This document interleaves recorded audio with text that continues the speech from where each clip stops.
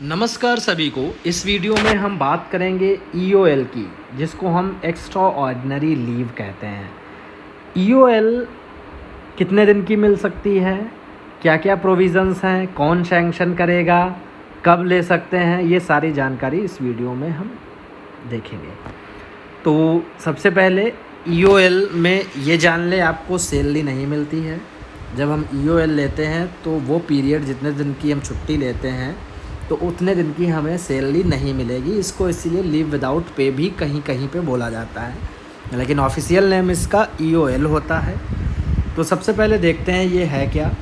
Subject to the provision of rule 7, extraordinary leave may be granted to a member of the service in the following special circumstances, that is, पहला है when no other kind of leave is admissible, जब कोई भी leave आपके पास नहीं है उस condition में इसको दी जा सकती है। जैसे हमारे पास 4 सीएल हैं और 5 मान लो ईएल हैं, लेकिन हमें छुट्टी चाहिए 15 दिन की, 15 दिन की छुट्टी चाहिए।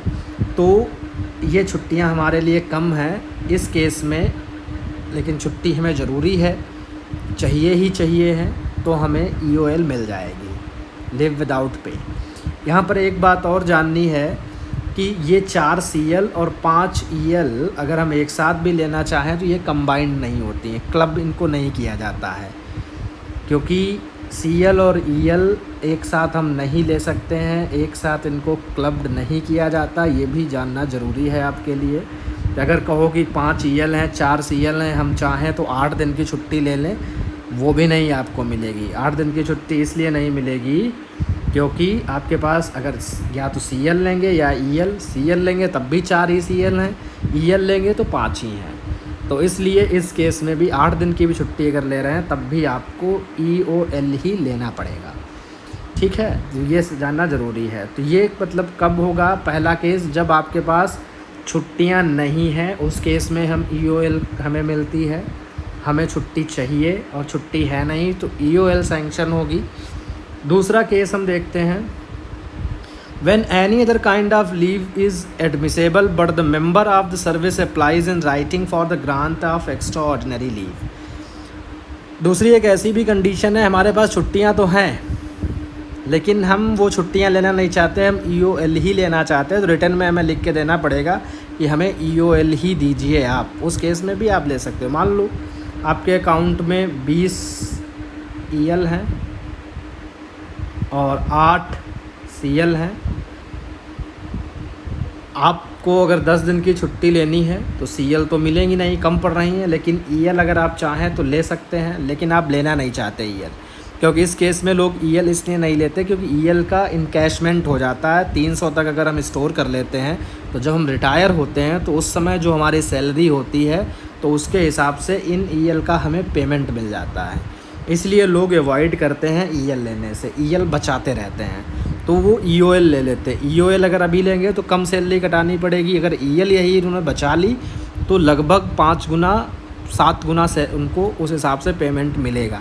इसलिए इस केस में भी आपके पास छुट्टियां हैं बट आप वो छुट्टियां अवेल नहीं करना चाहते, तो रिटर्न में भी ईओएल के लिए अगर आप अप्लाई करेंगे तो आपको ईओएल मिल जाएगी। तो 2 हो गए तुम्हारे पॉइंट। तीसरा इसमें है, हाँ मतलब 2 ही दिए हैं। फिर नेक्स्ट पॉइंट है, गवर्नमेंट में retrospectively convert periods of absence without leave into extraordinary leave even when any other kind of leave was admissible at the time when absence without leave commenced. जैसे मान लो आपका कोई पीरियड एब्सेंस है, मतलब आप information भी नहीं देते हो किसी को और एब्सेंट रहते हो।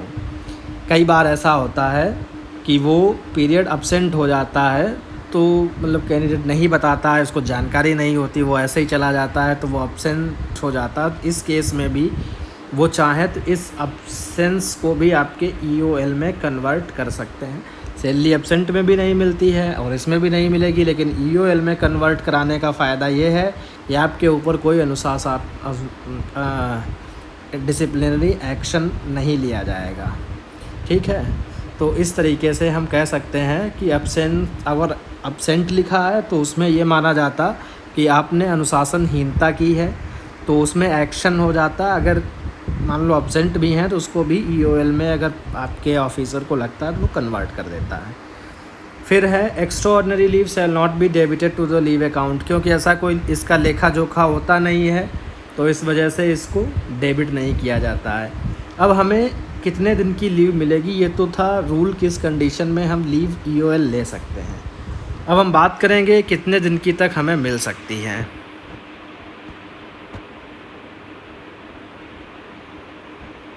जैसे ये है एक्स्ट्रा ऑर्डिनरी लीव।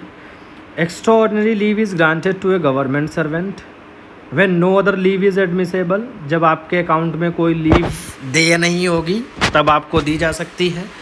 या दूसरा है when other leave is admissible but the government servant applies in writing for extra ordinary leave. Same बात, मतलब छुट्टी तो है, आपके पास छुट्टियां हैं, बट आप रिटर्न में एक्स्ट्रा ऑर्डिनरी लीव ही चाहिए आपको तो भी आपको मिलेगी।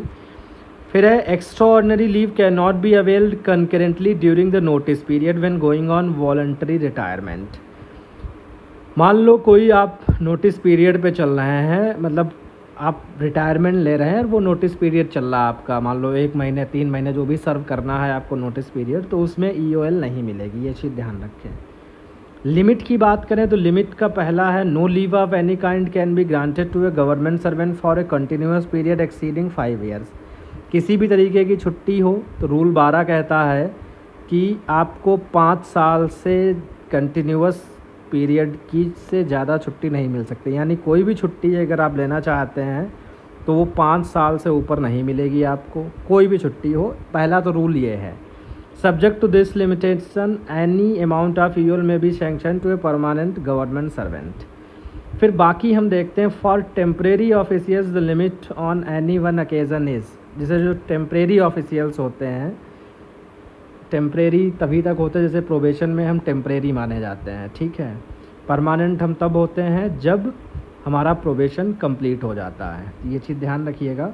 तो टेम्परेरी ऑफिशियल के लिए क्या है, अप टू 3 मंथ्स विद और विदाउट मेडिकल सर्टिफिकेट। 3 महीने तक की आपको अवेल हो सकती है, मतलब चाहे आप मेडिकल सर्टिफिकेट लगा दें या बिना मेडिकल सर्टिफिकेट के भी 3 महीने तक EOL ले सकते हैं कंटिन्यूस 3 महीने तक। अगर परमानेंट हो गया यानी प्रोबेशन कंप्लीट हो गया है तो 5 साल तक कंटिन्यूस ले सकते हैं। 5 साल से 1 दिन भी ऊपर नहीं होना चाहिए, इतनी कोई लेता भी नहीं होगा। बाकी ऐसे है टेम्परेरी यानी प्रोबेशन पीरियड में 3 मंथ्स विद और विदाउट मेडिकल सर्टिफिकेट। दूसरा है officials with a minimum of 1 year continuous service up to 6 month with medical certificate for common element. 1 साल अगर आपका कंप्लीट हो जाता है, यानी 2 साल का प्रोबेशन है तो 1 साल अगर आप कंप्लीट कर लेते हैं तो फिर 6 मंथ की EOL आप ले सकते हैं with medical certificate for common element. मतलब कॉमन भी कोई दिक्कत है आपको, उसके लिए भी अगर आप प्रॉपर मेडिकल सर्टिफिकेट लगाएंगे तो 6 मंथ तक की आपको मिल जाएगी। Up to 18 months with medical certificate for cancer, mental illness, pulmonary tuberculosis और pleurisy of tubercular origin, tuberculosis of any part of the body and leprosy. ये जो कुछ कंडीशंस दी हैं, अगर इसका आप मेडिकल सर्टिफिकेट लगाते हैं तो आप 18 महीने तक की EOL ले सकते हैं। फिर C पॉइंट देखते हैं, ऑफिशियल विद 3 और मोर ईयर्स कंटिन्यूस सर्विस, जिन्होंने 3 या उससे ज़्यादा साल की सर्विस कंप्लीट कर ली है, अप टू 24 मंथ, तो वो 24 महीने की EOL ले सकते हैं। Where the leave is required for the purpose of prosecuting studies certified to be in public interest. मतलब वो भी ऐसा हो कि आप कोई अध्ययन करने के लिए जा रहे हैं, स्टडीज़ से रिलेटेड है, वो भी पब्लिक इंटरेस्ट का, तो वहाँ पर आप 24 मंथ यानी 2 साल का ले सकते हैं। कब? 3 साल की सर्विस करने के बाद। 3 साल की सर्विस करने मैक्सिमम मिलेगी 5। फिर उसके बाद स्टार लगे हैं कैसे कैसे, तो सबसे पहले हम समझेंगे कि अगर आप प्रोबेशन पे हैं और आपको अभी 1 साल नहीं हुआ है तो सिर्फ 3 महीने की मिलेगी, वो भी चाहे मेडिकल सर्टिफिकेट के बेस पे या विदाउट मेडिकल। अगर आपने 1 साल कंप्लीट कर लिया है प्रोबेशन में तो 1 साल के बाद आपको 6 महीने की मिल सकती है कॉमन एलिमेंट का भी मेडिकल सर्टिफिकेट अगर आप लगा देंगे। कुछ विशेष परिस्थितियां हैं, विशेष कंडीशंस हैं, विशेष बीमारियां हैं, उसका अगर मेडिकल सर्टिफिकेट आप लगाते हैं तो 18 महीने की आपको मिल जाएगी EOL, ठीक है। फिर अगर 3 साल से ज़्यादा की सर्विस हो गई है तो 24 महीने 2 साल की EOL मिल सकती है आपको।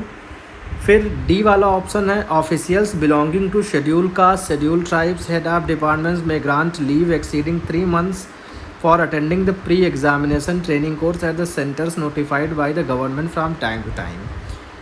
मतलब जो शेड्यूल कास्ट, शेड्यूल ट्राइब से जो लोग बिलोंग करते हैं तो उनको 3 महीने तक की छुट्टी दी जा सकती है, वो भी कब? For attending the pre examination training course, मतलब कोई ट्रेनिंग कोर्स है और उससे पहले प्री एग्ज़ामिनेशन ट्रेनिंग कोर्स, तो at the centres notified by the government from time to time. फिर उसके बाद 3 की बात, 2 spells of extraordinary leave intervened by any other kind of leave should be treated as 1 continuous spell for the purpose of applying the maximum limit. कहते हैं 2 spells of extraordinary leave intervened by any other kind of leave should be treated as 1 continuous spell. मान लो आप EOL लेते हैं, ठीक, आपने 10 दिन की EOL ली, फिर बीच में आपने मान लो ज्वाइन करना चाहते हैं अगर आप, ठीक है, ज्वाइन करके आप फिर कोई छुट्टी अप्लाई कर देते हैं तब तो ठीक है। जैसे हमने 10 दिन की EOL ली, फिर उसके बाद हमने क्या किया कि 1-2 दिन ज्वाइन कर लिया, ज्वाइन करने के बाद हमने कोई अदर छुट्टी ले ली CL, फिर हम CL लेने के बाद EOL पे चले गए, वो केस अलग है, ठीक है।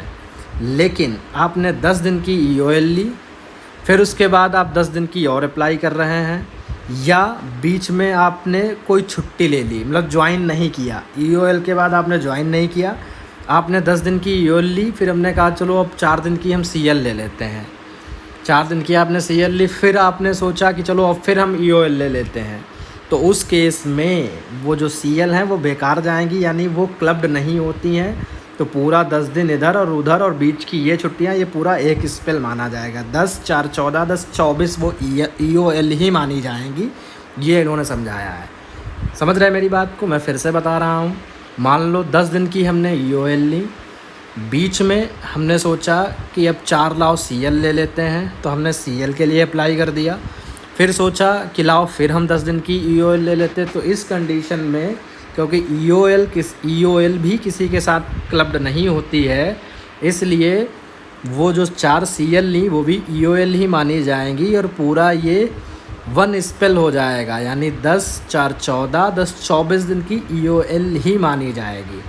हाँ, अगर आप 10 दिन की EOL लेते हैं और बीच में ज्वाइन कर लेते हैं, 1-2 दिन आपने ज्वाइन किया, फिर आपने CL ले ली 3-4 दिन की, फिर आपने ज्वाइन कर लिया, फिर आपने EOL फिर ले सकते हैं, तो ये एक अलग चीज़ है। ये बात इन्होंने समझाई है कि 2 spells of extraordinary leave intervened by any other kind of leave should be treated as 1 continuous spell for the purpose of applying the maximum limit.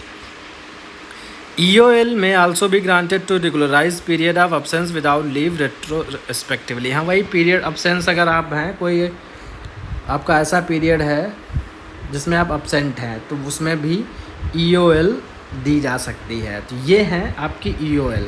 तो बाकी सैंक्शन कौन करेगा? सैंक्शन प्रिंसिपल ही करता है, जो CL करता है वही EOL करता है, ठीक है, प्रिंसिपल ही करेगा। तो ये आप देख लीजिए इसको एक बार।